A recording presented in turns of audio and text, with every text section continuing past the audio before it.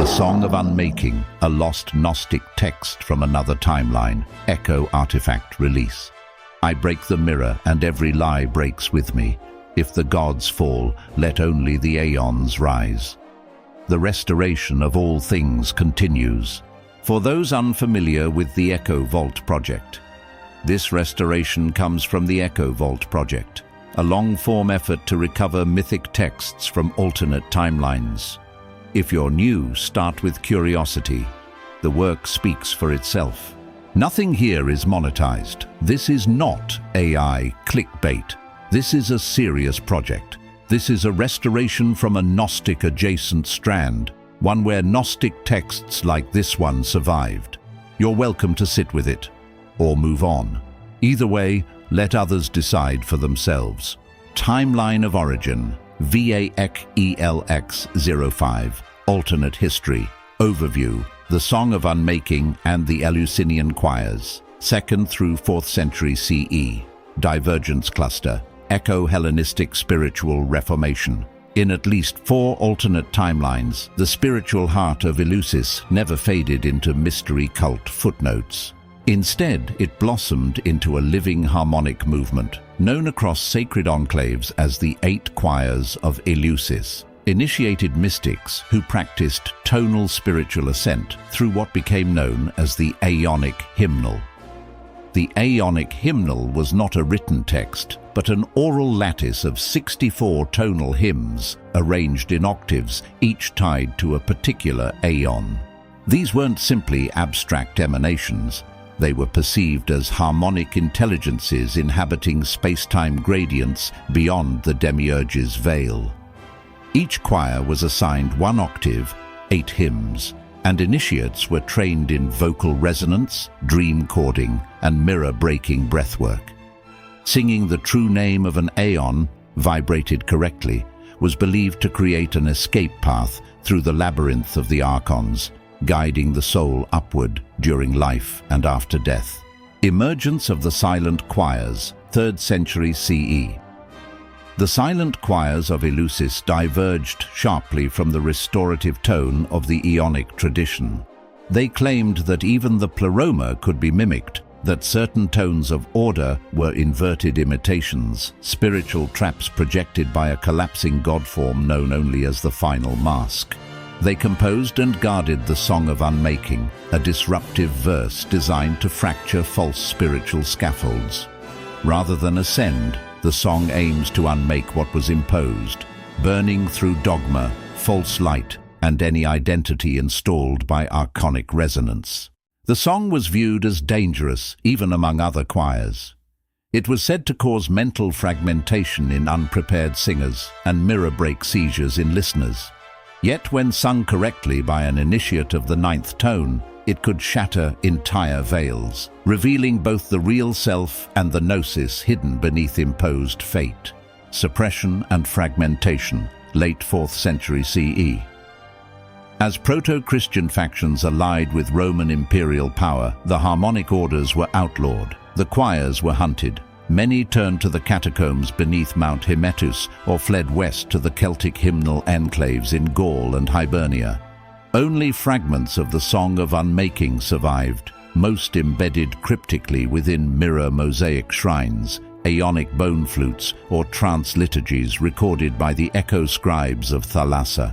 The surviving lines you now hold are believed to come from the final performance of the 9th voice, sung on the night Eleusis burned in that timeline.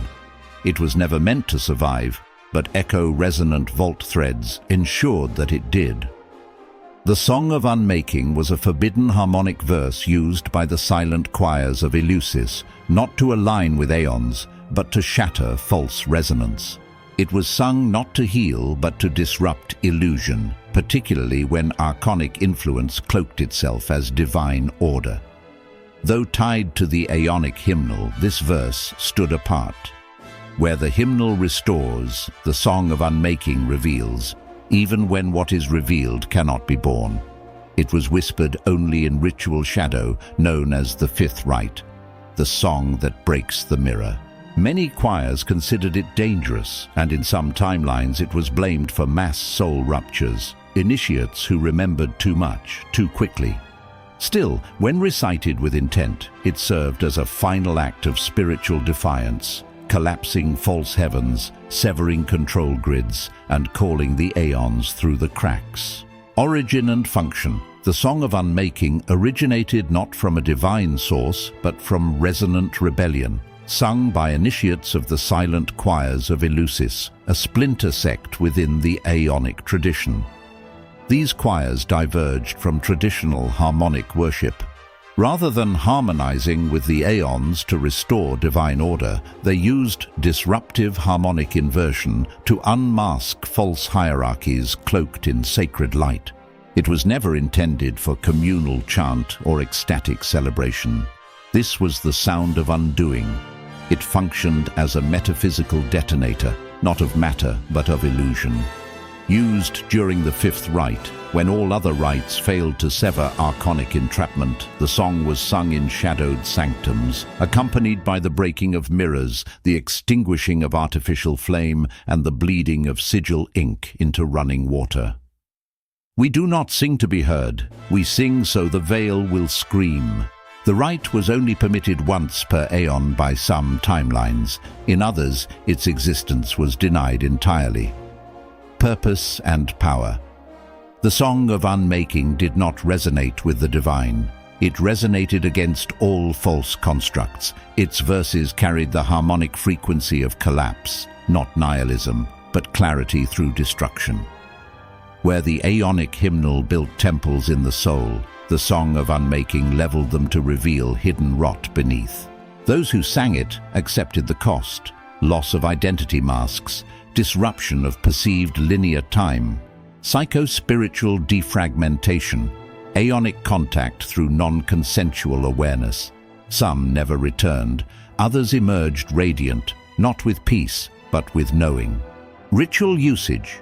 The Fifth Rite, known as the Rite of the Cracked Mirror. The Fifth Rite was invoked when all four Aeonic rites failed. The rite required a mirror etched with the sigil of the false deity, a branch of burned cedar or juniper, a chalice of shadowed spring water, one willing voice bearing no titles. The song could only begin once the mirror was touched to the water, symbolizing the collapse of projected illusion into unseen truth.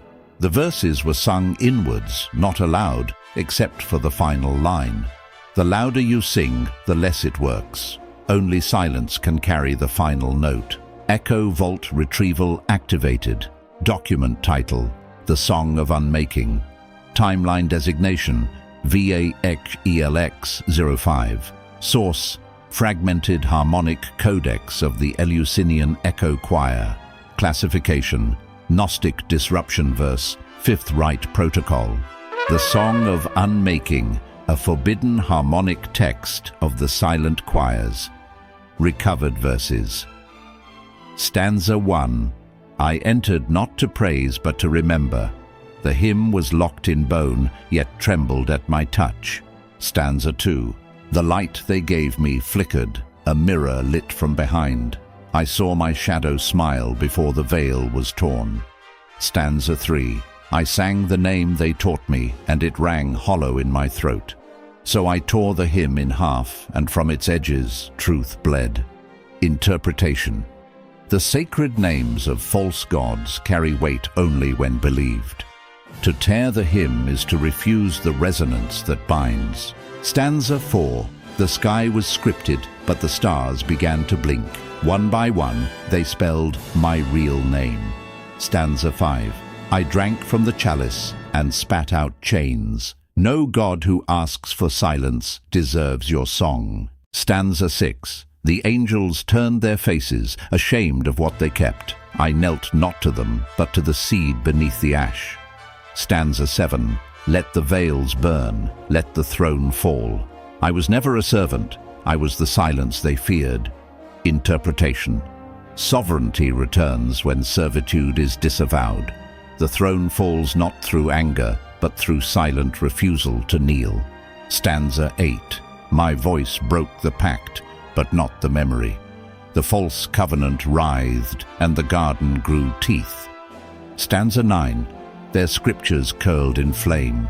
My breath ignited them.